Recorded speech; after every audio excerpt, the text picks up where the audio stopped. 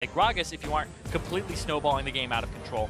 And that was a game where it did go a little bit back and forth early, but LirA had so many kills and assists to his name that he was sitting there with like, I think his scoreline at one point was 6 kills or 4 kills with 0 deaths and multiple assists. Partial win for LirA. Yeah, it's a win for his KDA. For sure. That Elise was banned out last game. It will actually be the first pickup. We see the Rek'Sai left up on the board. That was kind of a takeaway with the Elise down, but we can see LirA wants that first. Jhin Tahm on the other side, as we would expect. WildTurtle gets safety from Lemonnation, and that's what he was playing. Shields, heals, still trying to get in that very supporty-esque, and you can do that with Tahm. Still make an impact. Yeah, a little interesting that the last 4 games in a row, Lemonnation has now played Tahm Kench. When he finds a support he likes, he sticks with the support that he likes, whether it was Karma or Xayah, etc. It just keeps going. So we'll see how many games moving forward that he plays Tahm Kench in a row. The Morgana there too, which is actually quite prevalent as we see some counter picks being had with her. But that is not the case. Braum, Xayah on the other side, one of my favorite lanes. This lane can kick your butt so early with crowd control and force a flash immediately at level 2 with a concussive blows stun. She pulls the arrows or the feathers back, and there's no chance. No chance. Yeah, it's a great CC lane. Unless you have Tahm. Yeah, it's a great CC lane, and then you have a way to block for the Jhin, block a lot of his damage. FlyQuest, all right, I guess they'll take the Rek'Sai here to go up against the Elise. Now see that being a Rengar last game.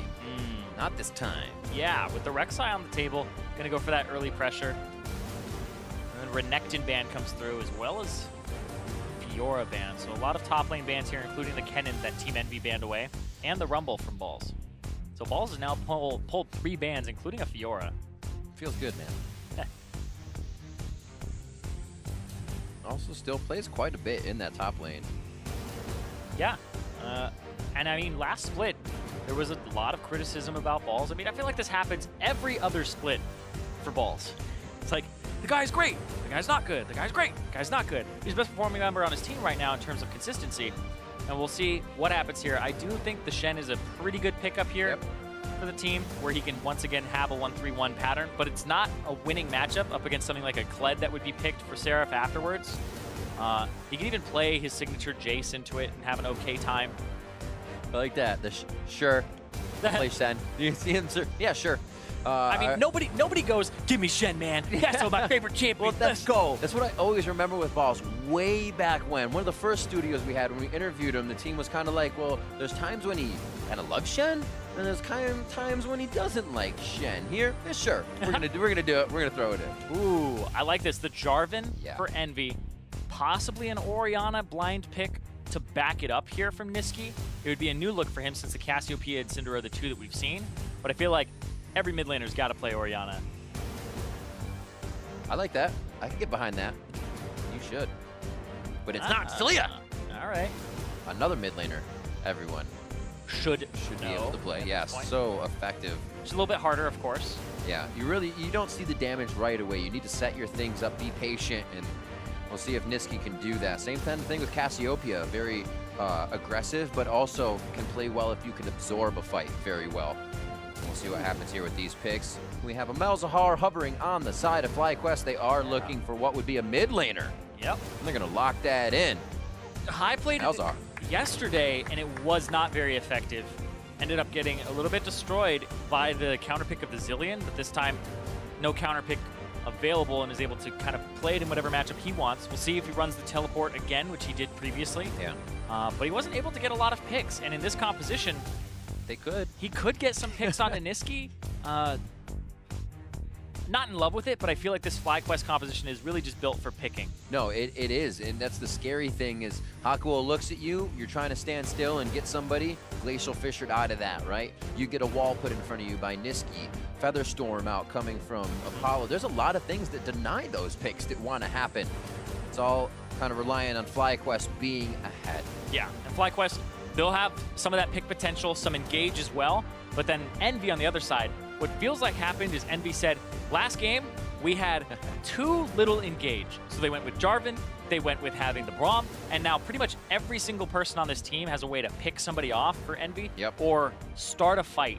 And last game, they were really lacking in that. And had too much on focus on the split push and not enough on starting a team fight or diving, and they have that remedied here. Hashtag Envy win, hashtag Fly win as we head into game.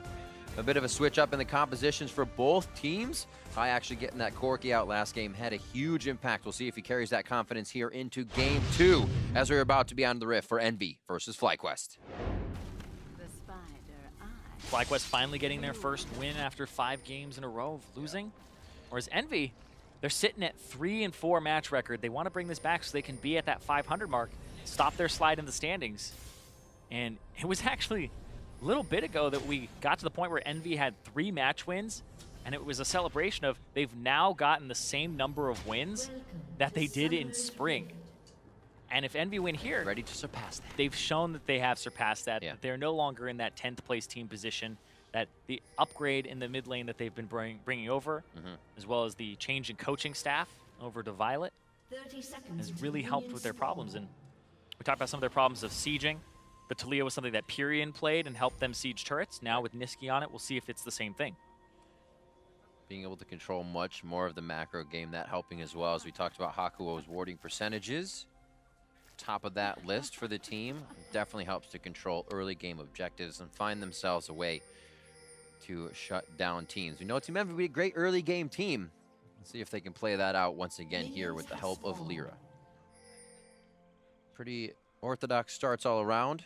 They have relic stacks in the bots for Lemon and Hakuho, so they'll be getting intertwined in the minion waves and in a little bit of trouble early game. Yep. We'll see if that Xayah Braum lane actually comes up as big as it could. Let's see what happens here on this top side, because it looks like it's going to be a super leash. My favorite. Do it. Do it for my boy LirA. Clear it. Yeah, you have your mid laner help you on the small raptors. You kill all the small raptors. It gets you level 2. Then your bottom lane, which has taken almost no damage here from this red buff, will pick it up.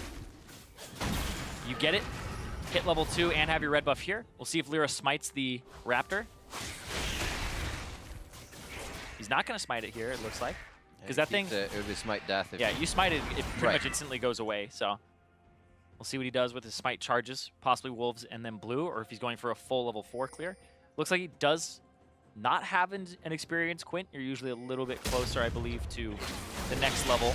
Looks like obviously this is the way that Taliyah would play and push her lane in, but High would get the turret bounce that would put him in the middle of the wave if LirA was ready for it once this comes back around. So a possible setup here, step by step for Envy onto the mid lane. Yep. Maybe a top lane visit here from both junglers. Moon too. Going for a level 3. Did he get spotted? Don't think so, but he is going to actually walk right into LirA. Looks like he's committed already. Ooh, interesting. Just under and over each other. Nobody worse for the wear there as they just kind of back off from the fight. Nothing actually comes out of that mid lane. And we'll see if High continue to pick up these minions. You see already missing a few per each wave here. Yeah, just a little bit there. Tiny, tiny. I like this route from Rek'Sai as well. You clear Raptors, Red, Krugs, then you back, get yourself a longsword and a control ward.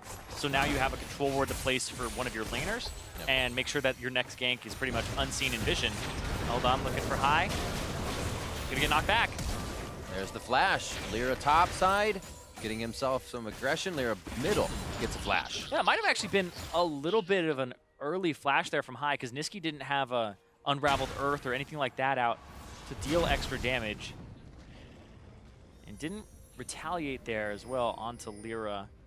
Moon spotted out though, and you're gonna see Lemonnation try to go for LirA. Oh, Spider's helping him out. Yeah. Okay. Gotta get out. When in doubt, Spider's out. Gets away. Lemonnation wouldn't be able to get the slow down. Yeah, he has abandoned WildTurtle though, who's about to get collapsed on. A little bit out of position there. The exhaust and the slow will come through. Oh, the stun after stun. Pull back as well. There's the damage, but that's what we were waiting for. You can still get to safety. WildTurtle holds the summoners too. He's been very good at that lately. Yeah, with the Tahm Kench there, that's an exhaust for back on the Jhin. Yeah, well, actually, he may not actually fully back here. WildTurtle doesn't have a potion running, but he does have Warlord's Bloodlust. And there's this gigantic minion wave. So yeah, definitely you don't want to back here and miss out on this. But the reason he's not backing as well is I believe they saw LirA on the ward, so he knows that he's not getting doped. Good guy Lemon. He just walked out of the way of that Q. Let it hit Turtle in the face. Be a good support. Tank shots for your AD carry. You'll see these cleared up quite easily as they start prepping the minions. The method to the madness under the turret, well known here by LCS players, and a good cleanup there by Turtle and Lemon. Yep. So far, down 2 CS as the wave gets shoved in. Able to pick up a little more for themselves too. So because they know they aren't in threat of a dive, they haven't really spent WildTurtle's ward on like the tri-brush or anything. So far FlyQuest looks like they're playing it a little bit, I would say dangerous, but it's actually fine because they know LirA's clearing. Right. Bit of a roam from Nisqy. Looks like they'll get some good vision or even possibly a full roam using the passive of Taliyah to get out of lane quick. The call really hasn't been heard just yet, but he doesn't know this is a 2v2. Yeah, Ball still has flash and gets pushed back though. Wow. Nicely done. Usually you see the shove too. Throwing him the other way, making sure he gets the right positioning. Yeah, shoved him away just in case. And then the Unraveled Earth goes off if people dash over it. So right. The fact that the seismic shove counts as a dash with a person moving over it works, but if they just step over it, it's fine. But if you shadow dash over it, instantly activates all of the little ones that you run over. So covers that option too from Balls here. Yeah, pushes him away, so can't shadow dash over, he'll take more damage. He would have had to flash the flag and drag, but by then it was a little bit too late already. Oh, Hakuho picking up some of the honey fruit, and Nisqy on the roam. Moon. They're actually already in the jungle. Apollo just he walked away from that, so Moon could have just went right diving into high. Envy. Looks like they're giving the same medicine back to High in the mid lane that they delivered to Nisqy last game. And they're able to come up with the kill this time. Yeah, huge dive there. Everybody just comes down from Envy, and that was a big collapse. Balls tries to go for the ultimate, but it doesn't even help out. That's interesting too. Seraph with a cull. Yeah, the top I lane. was just going to mention Seraph's technical.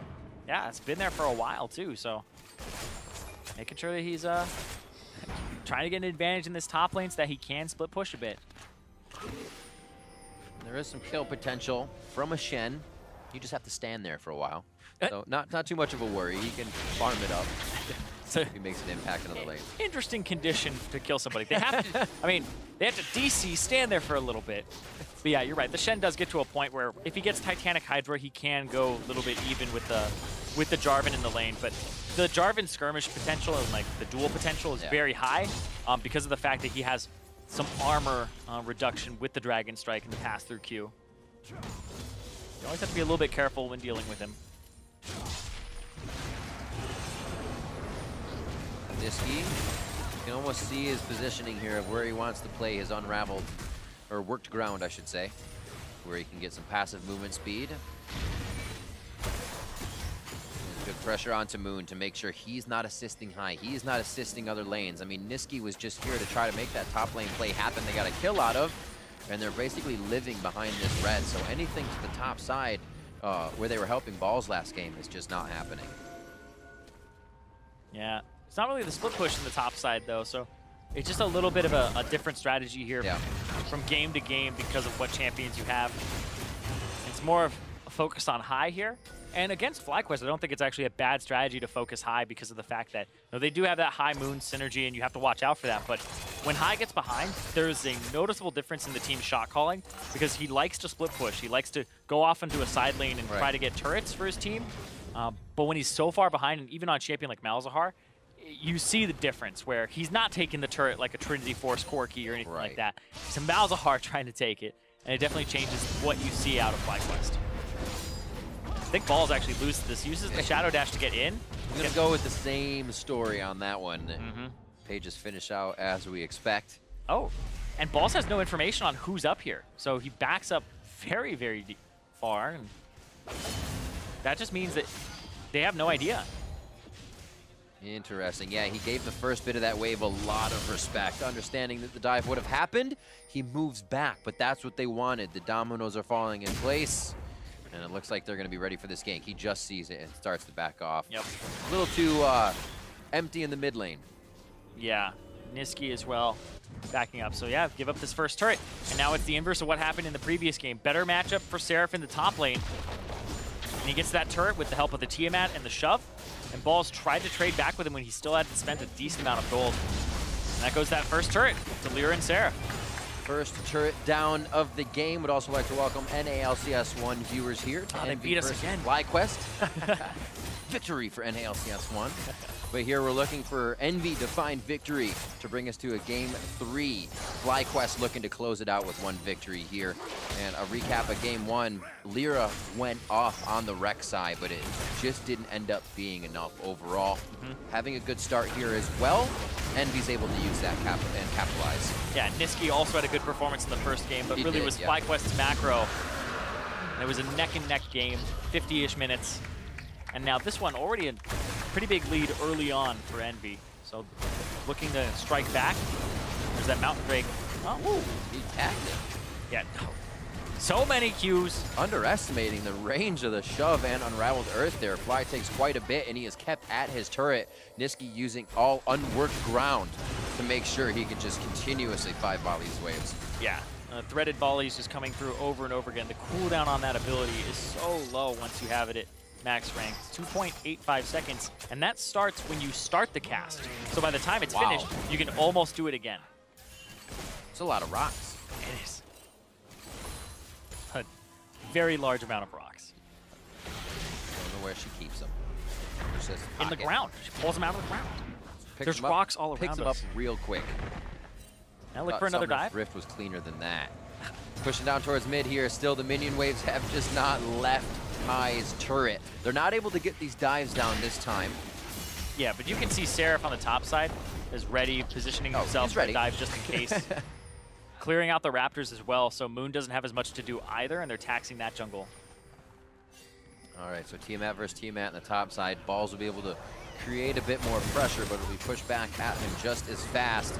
Top side for LirA and Seraph here to possibly relieve all of that and have Envy pick up more. That was good. Good check.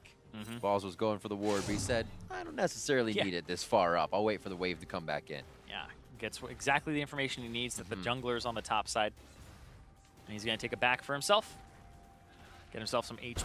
Oh, Quicksilver Sash buy for Nisqy. Really wanting to continuously be in the face of High and says, I feel like I'm going to be ulted quite soon, and I want to still be able to fight after that. Yeah, how do you end up dying and having this turned around on you? You get Malzahar ulted. And it's such an interesting point of the game as well because High now has the Morello completed. His ultimate cooldown is 90 seconds, and the QSS cooldown is 90 seconds at this point. So you'd be able to possibly QSS the first 2 ultis on cooldown before High gets the next rank of his ability. 17 more minions for Seraph's call. A bit of a surge in gold for him, and it shouldn't be too long before that happens in the top side push. Apollo to bot. Looks like High will actually start to respect that. Not a lot of wave clear from him in mid, so as they switch this up, it shouldn't affect FlyQuest defense too much. They might be able to dive High, though. Yeah, always have to watch out for that. High in a side lane. And Ball's trying to farm. So FlyQuest are just saying we need to keep our turrets alive for as long as possible. Right. Farm up. And hope that something happens that the Shen can ulti in and make it in time and try to turn a fight. But right now, it looks like this mid lane turret, 4-man strong from Envy, trying to get this turret down. There it is. They have the positioning. A lot of disengage as well. With that much health on a turret, Envy could easily ult out and be good to go. They make their way down to the bot side. A few camps to clear up, so really nothing more on the plate for Envy. Seraph will stay safe in the top side. It's kind of what is FlyQuest's answer here. They do have the Mountain Drake, so once they approach turret, it'll be good. But again, they've fallen behind here in the early game. It's quite a big fight. That got them back in game 1. Yeah, and we're already looking at a 5,000 gold lead, 14 minutes in the game for Envy. Yeah. So far, they've been killing it in terms of CS and also in those kills in turrets. So already off to a really good start for them. Keeping it level. Get a kill, get a turret. Making sure everything is orchestrated perfectly. A lot of roaming into the jungle here as Envy starts to cut off what would be the cavalry of FlyQuest. You saw Lemonnation already made it through. That may be enough members. It just looks like Envy is in here for a little bit of a resource steal. Went over to High? Almost. High does get his blue. Yeah. almost level 11 as well. And wants to shove out that bottom side of the map. So if he didn't get that blue, it could have been pretty bad for him, but does have it. Doesn't have boots though, so he can actually get run down by this Taliyah if he ends up in a bad spot. Because Taliyah has those tier 2 boots. There's the flash shot. There's the QSS. Remember, it sticks. That damage still going. He needs to get out of the way. And Nisqy does see that Balls was coming in. So a little pressure relief on the map. That was Moon up top, though, to make sure that was okay to happen. But what can Seraph get out of this with free time? He's teleported in. Well, they got the RifTurtle on the top side of the map. You do have to be careful as Nisqy, though, because taunt flash is a thing. And it's definitely what they want to go for here, knowing the QSS is down. Ooh, nicely played in front of the silence there. Nisqy with a quick run on his work ground. Trying to take high, one-on-one now. He's saying, where'd Balls go? And he's going to have to chug that refillable potion down. Hakuho almost close enough to flash Q forward. Oh, the Glacial Fissure! And High falls straight in. And now they get to push top side. The map is just collapsing for FlyQuest. They lose their mid laner there to the support getting a play. Hakuho coming up big. And look at, they still have this RifTurtle to use turret torpedo on an inner turret. Not something you usually see. Yeah, I feel like this may have been better utilized in mid. Just because this turret actually I don't disagree. Has more attention on it here. And also that hit from a full health RifTurtle would have been a few more shots from where Apollo actually is. Outer turrets are down, and we know how good EnVyUs those early game leads. They would have vision in the jungle immediately. We'll see what happens, because I say I would have liked it mid a little bit more, but it's the whole idea of it's harder to get those inhibitor turrets. But this from Nisqy was so well played. He popped the ghost, and Xayah doesn't even have tier 1 boots. And then Hakuho with the flash forward pinched him against the wall as well. I like that he threw out the voids. He's like, oh, the Q will get hit by the voidlings. Yep. Oh, Glacial Fissure goes Not through looking for the Q. The ultimate was worth. Presents were delivered. So Hakuho now able to move forward. You can see a little scary on his solo mission, but Envy feels like they have that breathing room here to get those wards forward. And why not? If Apollo can keep farming and everybody else can do these things while Hakuho gets those wards in, buffs those stats up, why not? And Nisqy so far, good decisions this game and good play so far. Like, yeah. Going that hard? Yeah, his seismic shot, his 100% kill participation, and also the fact that he purchased the QSS when he did. A lot of people would have just completed the Morellonomicon. He would have been able to very easily to just full buy that item, but goes for the QSS, saying that the only way that they get back into this game is if they pick me. Yeah. That's exactly what they tried to do. High used the ghost, used the ultimate, and then Balls also used his to try and get in. Flash as well. High flashed immediately before ult to make sure Balls was in range for a taunt. So that's down for High to have initiation as well. And that's the scary thing too, is High, and it seems like they didn't check the inventory of Nisqy for a while. Yeah. Because that was a play that he's dead if he doesn't have QSS. If he doesn't have QSS, 100% dead. I definitely wouldn't expect it this early. Look for Balls. But the inventory is viewable by all people in the game, and so is that kill. Nisqy comes up with another one, 2-0-2, as he's participated in everything. Yeah, Nisqy so far with the roams, and this might be what Envy needs when he's having good games like this. And on a champion like Taliyah that affects the side waves instead of, and roams well, instead of the Cassiopeia that he had previously. Yeah. Did struggle a bit with that, converting his leads, because he's getting leads. It's just converting that to the rest of the team and playing around the team seems to be the issue here so far. It's a very good point. We talked about kind of how much of those resources were funneled into him for each play. Seems to be a bit more tempered here. That's going to be Xayah getting hit up. Featherstorm not able to come out just quick enough. 30 seconds on the clock as the fight continues. Silence for Seraph as he cataclysms right into flag and drag to the next play. Where's it going to be? Balls goes down now as Nisqy makes his way surfing to the top side through the river. Yep, and now Moon and WildTurtle are just kind of stuck clearing waves. And these side lane plays from Envy end up just being faster than FlyQuest. FlyQuest tried to start them, but Envy collapse and are in a position to collapse a little bit better. You can see here, they're already moving, right? They say our mid lane wave and our bottom lane wave are too far into the enemy territory for them to counter with more numbers. Even though they lose Apollo right off the bat and it's a 2-on-2, and one of those people is the support for Envy, it doesn't matter. They already had LirA and Nisqy roaming way ahead of time, and they knew that WildTurtle and Moon had no chance of making it there because the minion waves got shoved. And that's why shoving your minion waves is so important in the mid game when you're trying to make plays.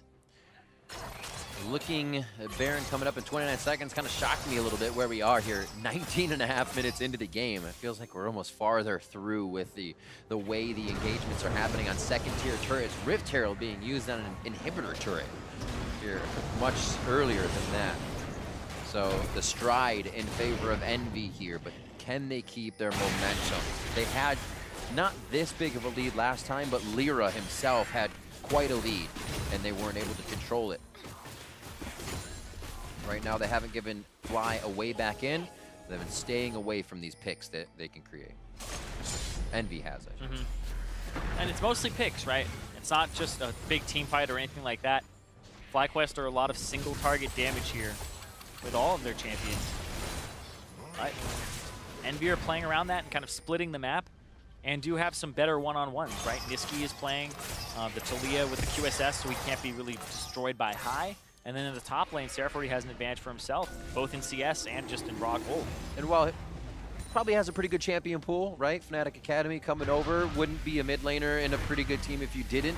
The Taliyah wasn't really there for what he was playing lately. We saw that Syndra, we saw the Cassio, and then he continues to feel comfortable on new champions here on the LCS stage. Doing very well for himself. 214 to 169 in that CS as well. Oh man, that's a big gold lead for EnVy. They used to be the kings of gold lead. They had at 15 and 20, they were like #2 for a good bit there back in week 3 and 2. But this game's gonna put them back up just a bit. 8,000 gold at 20 is a huge lead. We'll see how they use it effectively. Mid turret goes down. Bot lane's not getting pushed right now. It's kind of a party in the mid lane with Sarah's teleport being down. But with that turret hit, they have a little bit easier of a movement through the jungle. Wards live a little bit longer as they push them up. Yeah, and this point of the game, it's that control, that vision control. Right now, it's all Baron, all EnVy right now. 4 control wards around that area that I can see. Everybody is just making sure that these wards are protected as others back. So Apollo's kind of half bluffing here because Nisqy is back, Hakuho is back, and high. Look at that, LirA flashing away, trying to not get ultied. Oh, he pulled off. Oh, the wall coming in. Nisqy says, let's do this, but wasn't the right call. Nisqy throwing himself in for the engage as he has been strong, but a true shot from Turtle drops him with the curtain call. Deadly Flourish just missing the tail end of Apollo, which would have locked him up. And bot lane pulls off Seraph as well, so he can't really help there. An interesting engage where EnVy got a little ahead of himself. Yeah, that was LirA pushing a side wave, trying to manage the waves before they look at possibly doing a Baron there. But Nisqy and Hakuho, like I said, were back, and Apollo was bluffing, but so was LirA. LirA was saying, we're clearing this minion wave because we can, and FlyQuest were like, no, you can't. High Ghosts tries to actually get the engage, and Balls did get interrupted on his Stand United. If he had come through, it would have been a kill onto LirA, but look at this, TP comes through from Balls. There's the root. Great Glacial Fissure stopping Ball's taunt on the way through. Nobody's on the concussive blows though. And they almost get back onto him. He just stands beside Seraph to get the safety. LirA shows that he's bot side, but they also see that he is low. Map priority is just kind of dwindling here for EnVy as Fly pushes down mid. Oh, high flashed forward. Wasn't really in range there for the Nether Grasp either. Seraph backs, doesn't have teleport for 15 more seconds, and Infernal Drake is on the table now. It should be all right. That's High's flash actually just coming back up from his engage on Nisqy in the bot lane.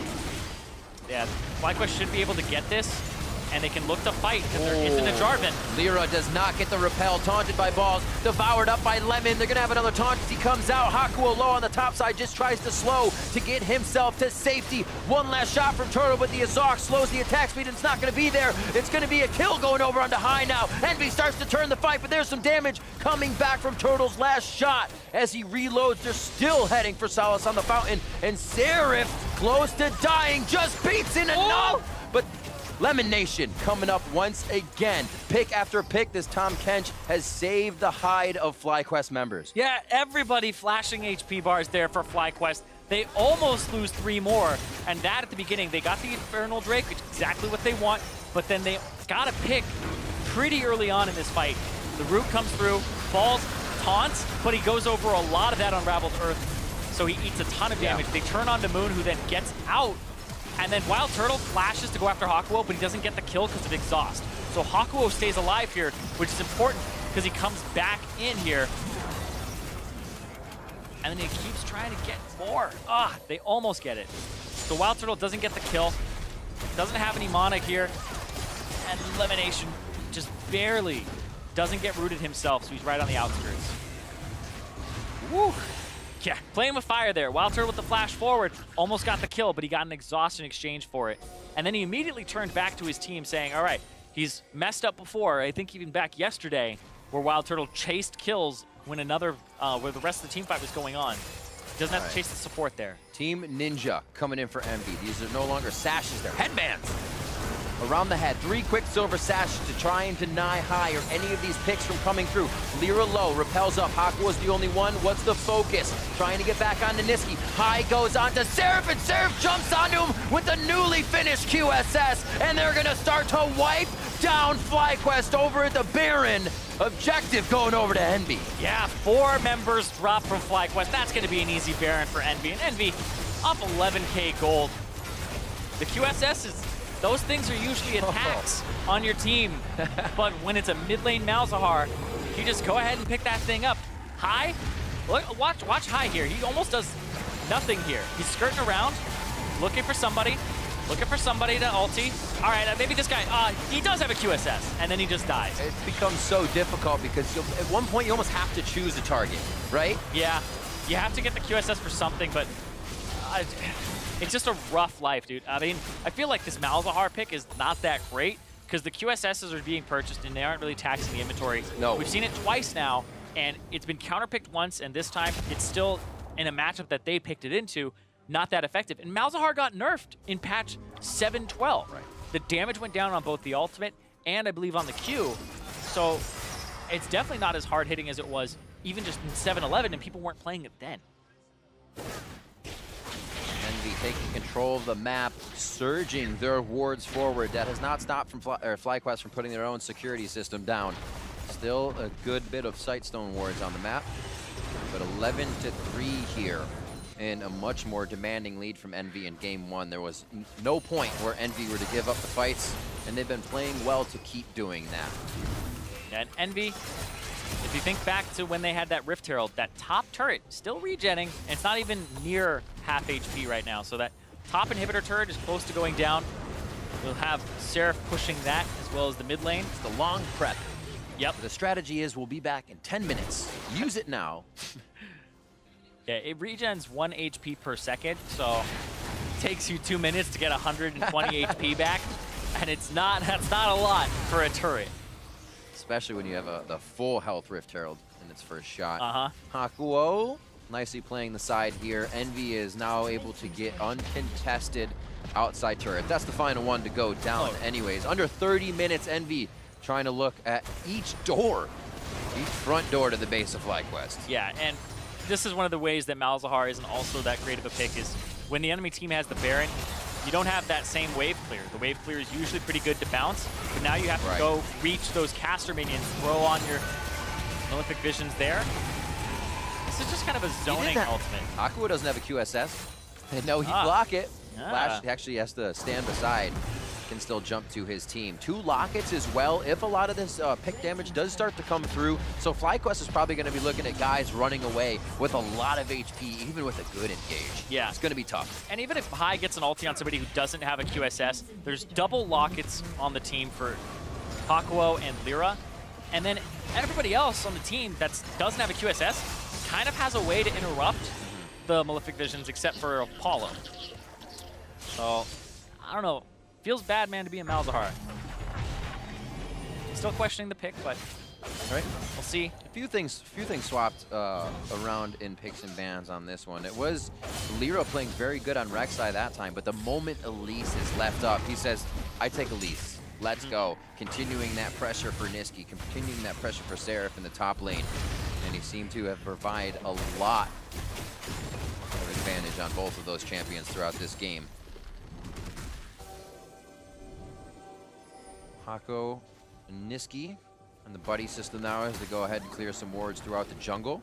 And this is where LirA and Nisqy were living for the majority of the early part of the game, making sure balls had to be pushed off turret, was always losing a few underneath, 313 to 222 at that top lane currently due to all of that and what the result of the early game was as we reach now just about 30 minutes in the game. What a goldie. Oh, yeah. 15,000 as they tick up to 45K here. Yeah, and they have Mountain Drake, which will help them out a decent amount here. Looks like Moon off on the side looking for some sort of pick, but they're just down in levels and down overall, so Seraph will be able to push this. Top lane, you have super minions stacking up, and in mid lane, it's just this control.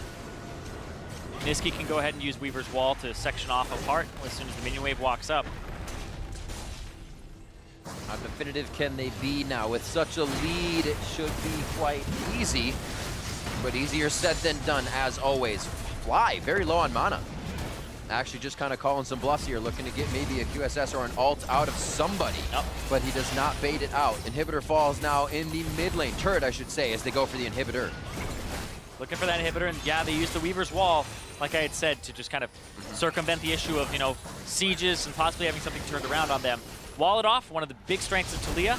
Let's see at level 16, it's a gigantic wall. Going in, but he's gonna die. I was gonna say, what's a perfect engage, but they're forced into engage. Balls goes in with the stand united onto Moon, but they melt as fast as they appear out of the ground. And now it's gonna be EnVy inside the base. We are looking to go to a game 3, but they won't do it without the death of WildTurtle. He's gonna live on the fountain, nobody's gonna dive that. They've been diving quite a bit this game, but the Nexus turrets are in their eyes, and they know what the prize is. It's going to be the Nexus, 14-3. A very back and forth game in game 1, but EnVy's game here in game 2 as they drop the Nexus. We're headed to game 3. And FlyQuest want to pick up a win for themselves in game 3 and move to 2-6, but EnVy have that 500 record in their sights. They would be at 4-4 after the next game win, and that would put them at more wins than they had in Spring Split. I think this one we can easily pull back the champion select here for FlyQuest, trying to kind of throw something into the mix. Maybe throw off what would happen if Nisqy couldn't control the wave push in mid, but you're Taliyah, so you just push back as hard, throwing rocks all over the place. But it kind of falling flat on the side of FlyQuest this game, but seeing EnVy carry the early game lead all the way through this time.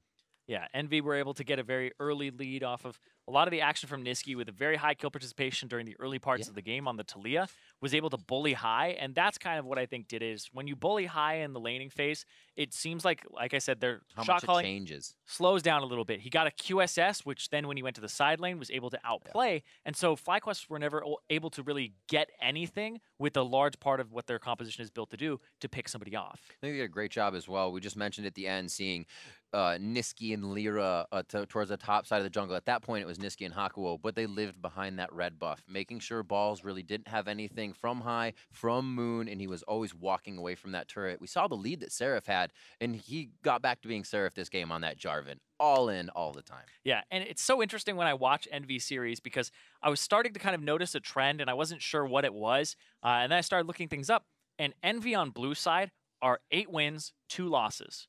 EnVy on red side, 1 win, 9 losses. They have lost 9 times on red side and only picked up a single victory. I feel like their champion select, they end up going in first and being like, let's get those counter picks for top lane on red side. Let's get Seraph something that he can bully a matchup.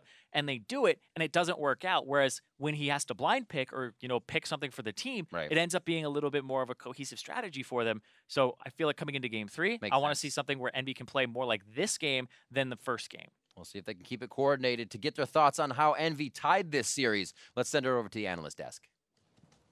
Thank you very much, gentlemen. Zirene's making our job easy for us, just teeing us right up. Yeah, let him take the whole segment. For the champion select conversation, but I actually really love that point he's making around their records on blue side as compared to red side here for Team EnVy, because at a certain point, when statistics are that lopsided, they generally point to something. Let's see if we can identify it. He's maybe looking at Seraph, you know, as when he's looking for the counter matchups, being unsuccessful as opposed to playing for the team. What are your thoughts there?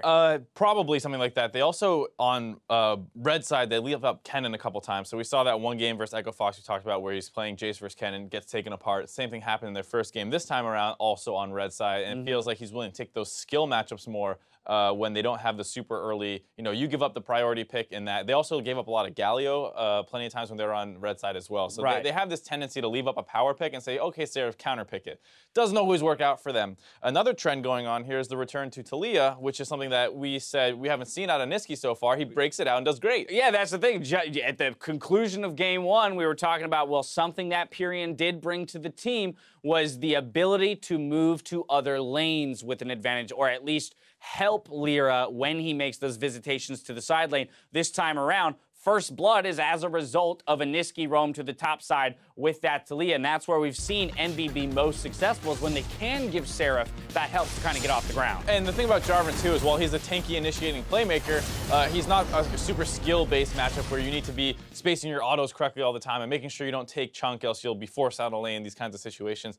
It can still has a go button, you can EQ in, you can make a lot of plays, but if you bring a Taliyah up or an Elise or something, and there were multiple roams to him over the course of this game, not just that one, he's fine at starting those dives off, and then he can transition more to of a frontliner in team fights versus trying to play backline. Now, in general, though, we look at this game and we look at the lead that EnVy built, and I can't help but look at the other side of that matchup over on FlyQuest and say, everyone's getting beaten CS across the board with only 3 kills on the table in those early portions of the game. I realize that EnVy finished the game with 16, but when we come into the game at 20 minutes, it's 3-0 in terms of kills, and yet there's a 7K gold advantage for EnVy. That was the crazy thing, was I watched the dive that happened at 18 minutes on the balls. You see 3-0 in kills, you see 3-0 in turrets, and you think, okay, probably about a 4K gold advantage, and it's 7, and you're wondering, where does this other gold discrepancy come from? And it's just the fact that FlyQuest, for the most part, is always getting smashed in CS. It happened again here, around a 40 CS deficit in the top lane with balls, and around a 20 CS deficit in the mid lane, despite the fact that, oh yeah, the Taliyah is also getting on the map more and pushing better and roaming. So it's this kind of thing where, there were a couple sequences where FlyQuest played all right in the mid game. They did take an Infernal Dragon away, down about 8K gold, and it's like, if you're just closer into this game, you might actually make a comeback. Right, if it's 4K instead of 8K, maybe you start winning the fights and you actually claw your way back into it. At a certain point,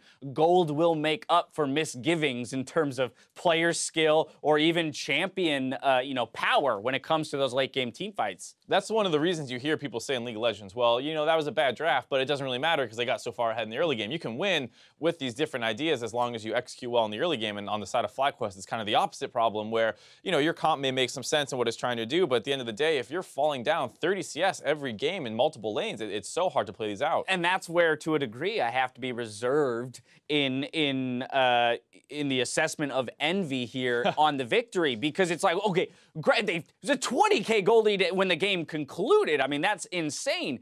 But at a certain point, when it's all going in your favor early, I still struggle saying, oh, EnVy clearly understands how to close a game, because if you've got a 10K gold lead, it's pretty simple to do. And so I'd still like to see EnVy in a situation where the gold lead's closer using a pick like Taliyah successfully, because occasionally we saw ults that weren't necessarily as clean as, say, when Pyrion's throwing them out to secure turrets. There were definitely a couple misangled ults coming out of Nisqy at the end of the game there. And like you said, a lot of this stuff was kind of on the back of FlyQuest. The fight that actually got them Baron was this kind of situation where suddenly High's in the middle of the river and Shen ult's coming on top of him, and Lemmonnation's coming in with Braum, Tahm Kench, and it's just this weird situation that is easily won by EnVy, and then they get a Baron off the back of it and they go and push with their massive lead. It wasn't quite this, let's get vision control, let's force them to walk in, now we've walled them out and we're engaging. But what we can say is that we asked to see more looks from Nisqy. We got that. The Taliyah comes in, they're successful with it. He had a solid performance. He'll pick up player of the game here, 4, 1, and 9 on that pick. So once again, already within his first weekend of play, showing relatively diverse champion pool, both strategically as well as at the level to which he can play them comfortably and pretty competently in 1v1s. His ability to get his own leads, I think, is something that has been a little different between him and Pyrion, because this whole time we've been saying, oh yeah, he's playing these kind of greedier champions, and he gets leads, but he's kind of giving stuff up to do so. This time around, gets a big CS advantage on high, as well as gets up to the top lane and starts snowballing for Seraph, who can be a little bit of an erratic player. So it dominant victory for Envy here in Game 2. The teams are tied up, but only one squad can end their weekend with a win. Meet us back here after the break for the conclusion of our series between FlyQuest and Team Envy.